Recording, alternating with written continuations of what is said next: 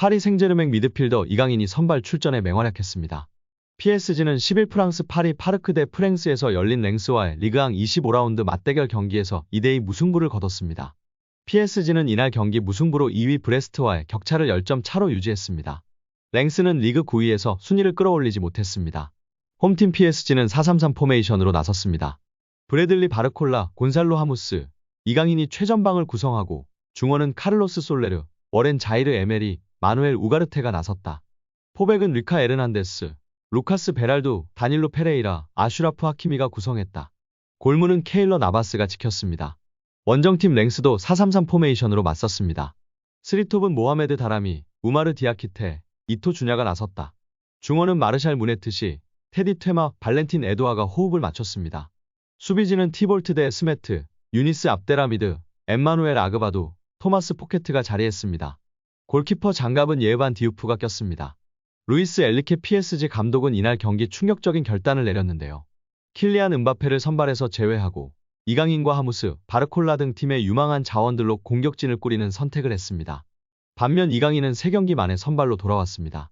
아시안컵 복귀 이후 어려운 시간을 보냈던 이강인은 직전 유럽 챔피언스리그 16강 2차전 레알 소시에다드와의 경기에서 음바페의 득점을 도우며 분위기 반전에 성공했습니다. 이강인의 이날 선발 출전이 더 의미 있는 이유는 이번 랭스전에서 PSG 선수들이 한글 유니폼을 입고 출전하기 때문입니다. 이미 지난 르아브르와의 경기에서도 한글 유니폼을 입고 이강인이 선발 출장한 적이 있습니다. 경기는 초반부터 PSG가 기세를 잡기 위해 노력했습니다. 전반 5분 이강인이 올린 날카로운 크로스를 다닐루가 머리로 마무리했으나 골대 옆으로 흐르고 말았습니다. PSG는 어이없는 실수로 선제 실점을 허용했습니다. 전반 7분 하키미가 페널티 박스 안에서 공소유권을 잃으며 넘어졌고 디아키테의 패스를 받은 무네트시가 정확하게 마무리하며 골망을 흔들었습니다. 선제 실점을 허용한 PSG는 이강인을 중심으로 공격을 몰아붙였습니다. 전반 15분 이강인의 프리킥에 이은 바르콜라의 헤더 패스를 하무스가 머리에 맞췄지만 공이 골대 위로 뜨고 말았습니다. 다행히 PSG는 이른 시간에 동점골을 성공시키며 경기 균형을 맞췄습니다. 전반 17분 하무스가 코너킥 상황에서 올라온 공을 건드렸는데 공이 앞디라미드를 맞고 그대로 랭스 골문 안으로 들어갔습니다. PSG는 불과 2분 후에 경기를 뒤집었습니다. 이강인의 발끝에서 시작된 역전 득점이었습니다. 전반 19분 이강인이 우측에서 공을 잡고 날카로운 크로스를 박스 중앙으로 전달했습니다. 공은 수비를 막고 그대로 하무스 앞에 떨어졌습니다. 하무스는 이를 지체 없이 밀어넣으며 역전골을 성공시켰습니다. 경기를 뒤집은 PSG는 격차를 벌리기 위해 노력했습니다. 전반 39분 역습 상황에서 하키미가 전진을 통해 상대 페널티 박스 앞에서 프리킥 기회를 얻어냈습니다. 하지만 키커로 나선 이강인의 킥 이후 이어진 공격이 위협적으로 이어지지는 못했습니다. PSG의 공격이 제대로 마무리되지 못하자 랭스가 반격했는데요. 전반 45분 의패스가 하프라인부터 그대로 PSG 수비 사이를 쇄도하는 디아키테에게 연결됐습니다. 디아키테는 침착하게 오른발 슛으로 PSG 골문 구석을 찌르며 다시 경기 균형을 맞췄습니다. 전반은 두 팀의 2대2 상황에서 마무리됐습니다. 후반에도 PSG가 공격을 주도했습니다. PSG는 전방에서 좋은 연계를 통해 랭스의 수비를 뚫어내기 위해 노력했습니다. 이강인을 향한 견제도 강해졌습니다. 후반 3분 이강인을 향한 강한 태클이 들어갔지만 카드는 나오지 않았습니다. 랭스도 반격했는데요. 후반 14분 코너킥 상황에서 올라온 공을 이토 주냐가 머리로 맞춰 중앙으로 전달했으나 공은 높게 뜨며 골대 위로 날아갔습니다. 이강인도 날카로운 공격 기회를 잡았습니다.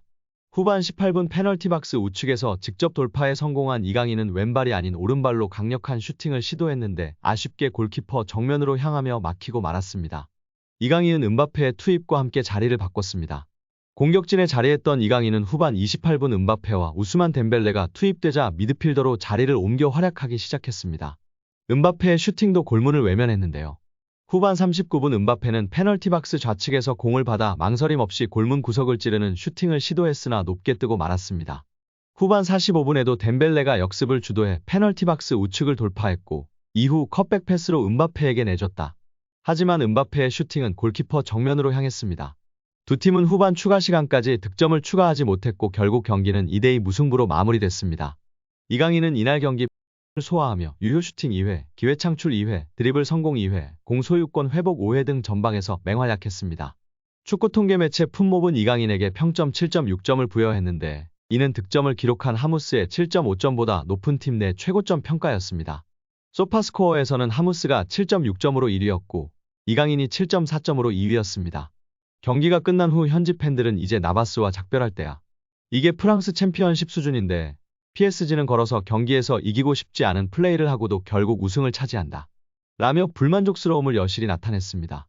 확실히 리그앙의 수준이 낮게 느껴졌는데 이런 랭스를 압도하지 못하는 PSG는 더욱 답답하게만 느껴졌습니다. 그 안에서 이강인 선수는 정말 제 몫을 다하고 있었고 가장 좋은 모습을 보인 선수들 중 한 명으로 평가받을 수 있었습니다. 이강인은 매력적으로 축구하는 훌륭한 선수입니다. 파리 생제르맹의 리빙 레전드 JJ 오코차는 소속팀 후배가 된 이강인 얘기에 이렇게 말했습니다. 오코차는 PSG 구단이 최근 서울 압구정동에 플래그십 스토어 출시를 결정하면서 홍보대사 성격으로 한국 땅을 밟았습니다. 그는 스포츠 서울을 비롯해 취재진과 만난 자리에서 이강인과 관련한 얘기에 반가워했는데요. 구단 역사가 담긴 여러 기념품이 놓인 플래그십 스토어에서 가장 인기를 끄는 건 한글로 새겨진 이강인의 유니폼입니다. 그는 이 얘기에 부럽다. 내가 선수일 때 이런 유니폼이 나왔으면 많이 팔렸을 것 같다면서 팀이 선수를 가족 일원처럼 느끼도록 얼마나 다가가는지를 보여주고 있다고 이야기했습니다. 그러면서 이강인은 정말 훌륭한 선수이다. 매력적으로 축구를 한다. 그는 마음에서 우러나오는 축구를 한다. 팀에 큰 도움이 되고 팬이 좋아한다. 아직 어리기 때문에 성장 가능성이 크다고 극찬했습니다. 오코차는 1990년대 중반 나이지리아 황금기를 이끌었습니다. 1998년부터 2002년까지 PSG 최고의 테크니션으로 불렸습니다. 4시즌간 84경기를 뛰면서 23골을 기록, 공격진을 이끌었습니다. 1998년 파리 생제르맹에 입단할 당시 1,400만 파운드 236억 9천만 원으로 아프리카 선수 최고 몸값을 기록하기도 했습니다. 그의 방한으로 플래그십 스토어는 더욱더 빛이 났는데요. 관계자는 PSG에서 먼저 연락이 와서 국내에 준비하게 됐다. 국내 패션계에 입지를 굳히고 있는 사운드샵 발란사와 특별 콜라보레이션을 진행했다고 설명했습니다. 호나우지뉴의 스승으로도 알려진 오코차는 10일 유소년을 대상으로 특별 트레이닝을 진행했습니다. 호나우지뉴가 아주 화려한 플레이를 펼치는 선수인 것을 모르는 사람은 없을 겁니다. 하지만 호나우지뉴는 브라질 리그 때만 해도 우리가 생각할 정도로 개인기를 화려하게 펼치는 선수는 아니었는데요. 그의 플레이의 변화의 계기를 맞이하게 된 때는 프랑스의 명가 PSG에 합류한 이후부터입니다.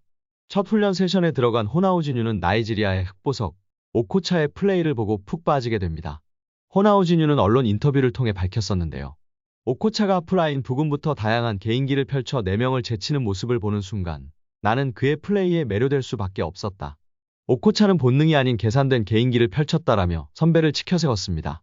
그리고 첫 훈련이 끝나고 호나우지뉴는 곧 바로 오코차에게 가서 몇몇 개인기를 알려달라 했고 자신의 플레이 스타일에 큰 변화를 주기로 마음을 먹었다고 밝혔습니다. 그리고 오코차는 사이드 지역에서 중앙 지역에서 상황별로 쓸 수 있는 개인기를 체계적으로 가르쳐줬고 그리고 지금의 화려한 호나우지뉴가 탄생하게 됐습니다. 만약 호나우지뉴가 오코차를 만나지 못했다면 우리가 아는 외계인은 탄생하지 않았을 것이라는 프랑스 매체의 보도가 화제가 되기도 했습니다. 레전드로 거듭나기 전 오코차도 축구 스타를 동경하면서 성장했습니다. 동기부여를 심어주는 데 집중했습니다.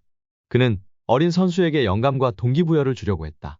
존경하는 선수가 있다는 건 좋은 일이다. 그런 선수처럼 되기 위한 과정 속에서 도전과 동기부여를 품을 수 있기 때문이라고 했습니다. 오코차는 세계적인 명문 클럽인 PSG에 대한 자부심도 보였습니다.